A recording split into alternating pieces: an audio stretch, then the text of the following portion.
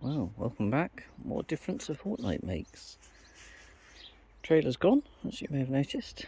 None of the rest of it has. I'm building up a little pile of scrap to go to the scrap man. I managed to get a couple of the black bags gone, but not the last one. But you know, it's going to take me a while to get through that. I see a big pile of chippings waiting to go through the chipper. Patio is still the patio. Potatoes are significantly larger. These are a bit thirsty. These are the first earlies. We've got 3 buckets of Casablanca at the front and 4 buckets of Charlotte's, which are second earlies, behind it. There's 2 buckets of Sarpo Mirror, and the rest I think is Maxima. I can't remember what it's called now. It's one that's heavily used commercially to give big roasting potatoes, baking potatoes, because we use an awful lot of those. But yeah, those are a fair height. You can't even see the chairs or the table anymore because of it. They're doing all right. And we've got the flowers. Flowers are coming up really nicely. You know, you've got cornflowers, you've got nasturtium, and for some reason a rogue brassica. Down this end, so I need to give these all a good water. You'll see the trays are dry. I'm filling them up about every 5th day. This needs a drink again, more cornflowers, more poppies. This was a nice surprise. Yeah, comfrey in what was originally an alpine. They laid out the patio with 3 sections of alpines in it, and for some reason this is in here. But that's nice to find. My poor cat meant my Nepeta. The cat likes to sleep in it. That badly needs taking up and potting on. This absolute disaster zone of a raised bed that spilled out everywhere is still taking over. I've got a lot of work to do to clear that down, but you know, again, that's a later on job. Around here you'll see that we haven't touched this side, but we do have a chicken pen, and 5 lovely ladies of a variety of types in there. See one of them there having a snack on some grapes. We bought a number of punnets of grapes, put them in the fridge in the utility room, and didn't even open that pack. So they're enjoying them. I shall remind everybody that if it's gone into your kitchen, it cannot go to the chickens under any circumstances. These went straight from the car into our utility room, which is not a kitchen. It's where we have to have our fridges and freezers and things. Has no water supply, so it isn't a kitchen. And then went straight out here. It's not been opened, processed, used, or in any way adulterated. So yeah, they're all going good guns. We've got 5. We're getting 4 eggs a day at the moment. They're mostly bedded down at the moment on chippings, because that's one thing we've got plenty of. We have started to make a dent in the pile of the beech back there, but you know, still got a fair ways to go. We've hit the crocosmia with the pickaxe quite heavily, as you can probably see down there. This is going to be one of those jobs that are going to take a while, I suspect. You know, that isn't going to remain in there. It just so happens that it's quite a convenient place, so I've got to get in there and remove that wool. The crocosmia is on top intentionally to dry it out in all this heat. I want it fried. I don't want it, you know, if I take that to the municipal tip, I don't want it to have any risk of regrowing. Yeah, bit of everything everywhere at the moment.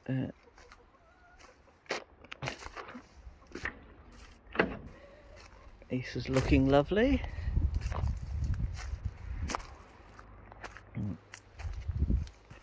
Okay, so which way do we go first? Let's do this section first for a change. Still got to lift the irises, although I am going to take some seeds from those, because you know I'm quite quite impressed with them. I like them, so I'll take some seeds from those. Yeah, let's start here. Huge difference, as I'm sure you'll see. Tomatoes are caned and staked, and the marigolds are out in force.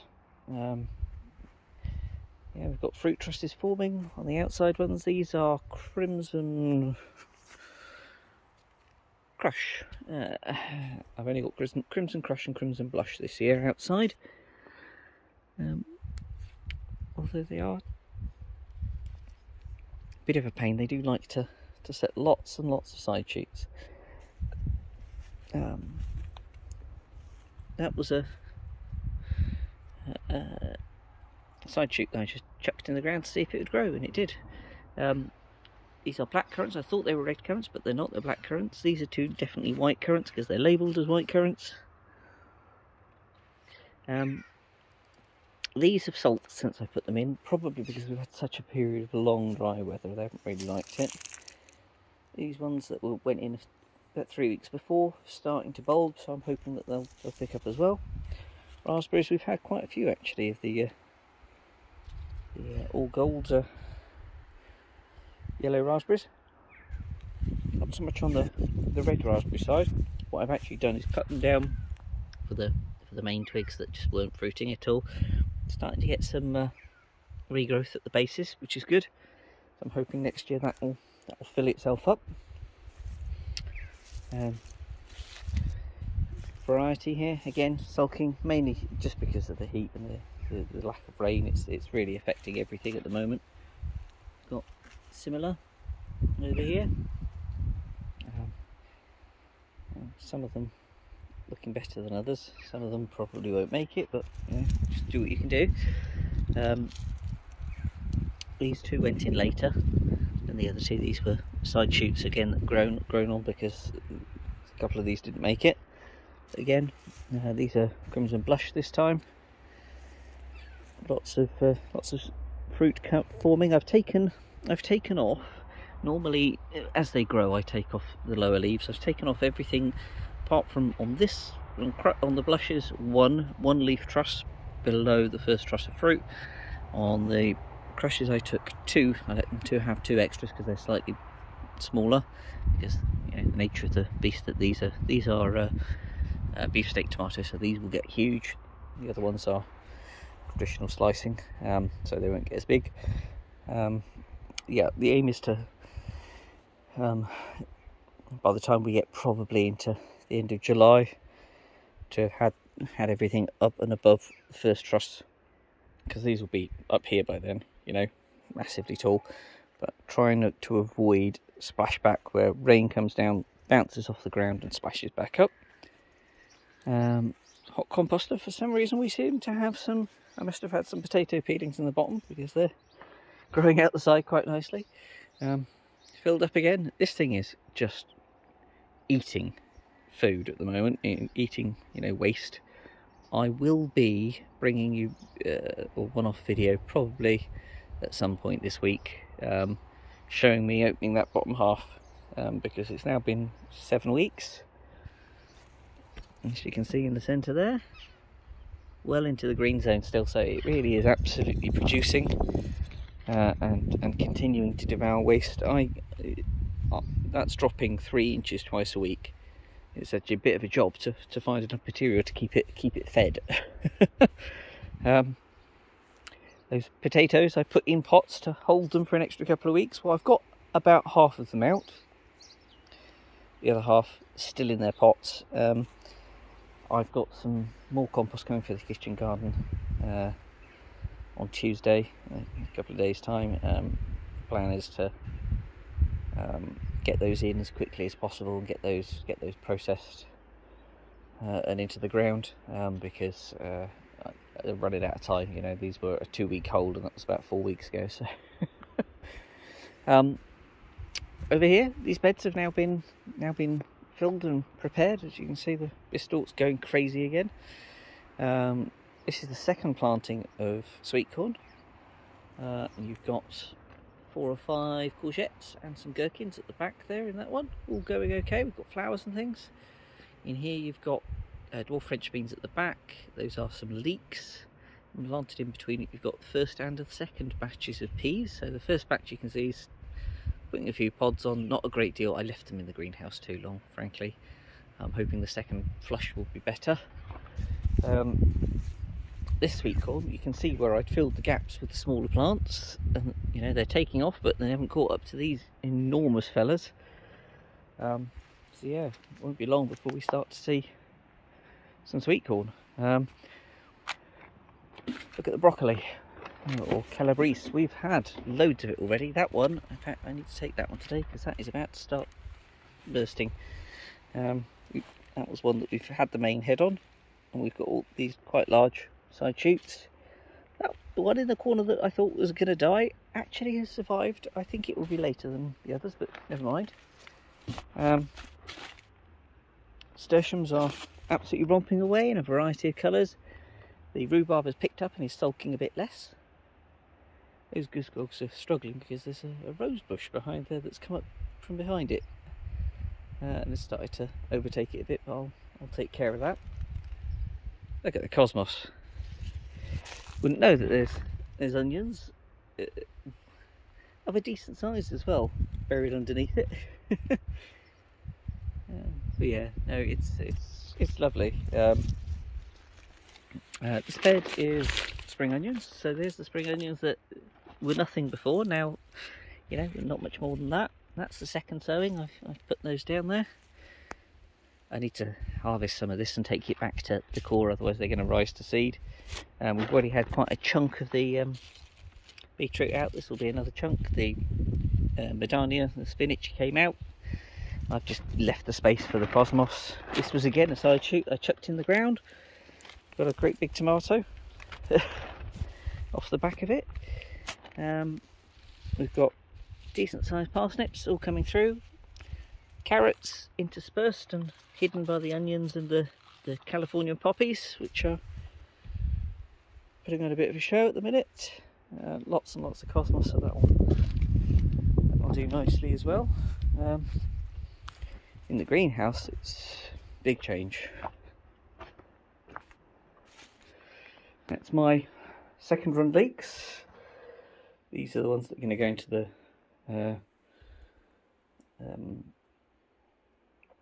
into the kitchen garden. Not quite pencil thickness yet, but they've all been separated out and put into these individual cell trays, and they're really liking it. They've doubled in size in the last 2 weeks.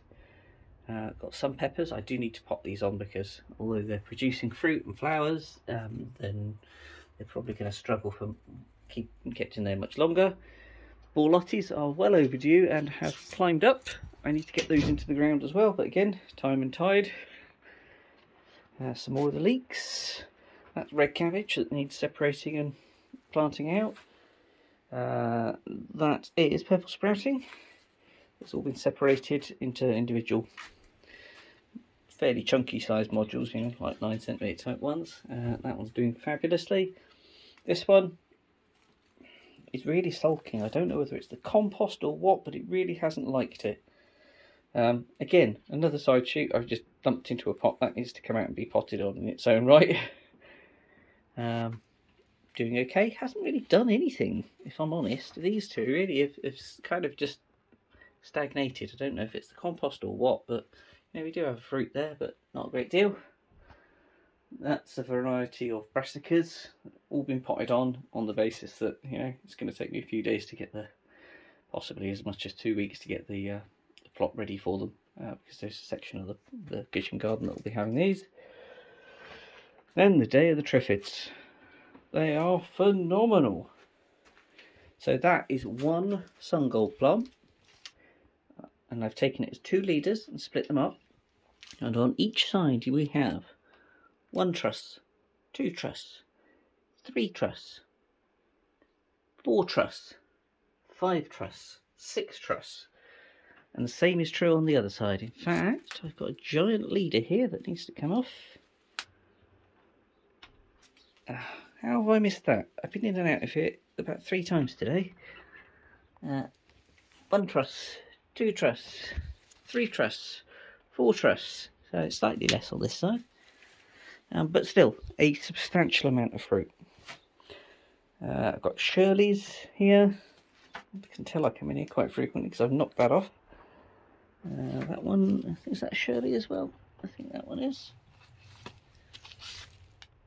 Shirley. I do like grafted tomatoes in the tomatoes in the house. This one is Golden Sunrise. I'm not sure. They seem to be bigger than cherries, but not quite a full size. So we'll wait and see. I was expecting it to be much more like a Sun Gold. This is Vanessa. These seem to be bigger tomatoes. And then we have another Sun Gold in the corner with, you know, 1, 2, 3, 4, 5 on each of the 2 arms. Again, I've split it as a V. Now, cucumbers, we've got 2 fem spots with nothing on. You know, they took much longer to come along. They're starting to get there. And then we've got these 2, which are spring early or something like that, which have got flowers and fruit starting to just form on them. So I'm expecting cucumbers fairly soon. And inside here we've got a few bits I got from the plant swap that I haven't really done anything, haven't potted on. An enormous array of beetroot that need to go out, some spare brassicas, and these are actually these are the same ones. So these are early spring cucumbers. Again, need potting on really if I'm going to keep them inside, which I could do. I mean, it's a good bright windowsill, and they'll need potting on. But yeah, again, they are loaded in flowers and fruit. So yeah, so that's the update from here. All go as always. Next time I bring you back, it will be from the kitchen garden.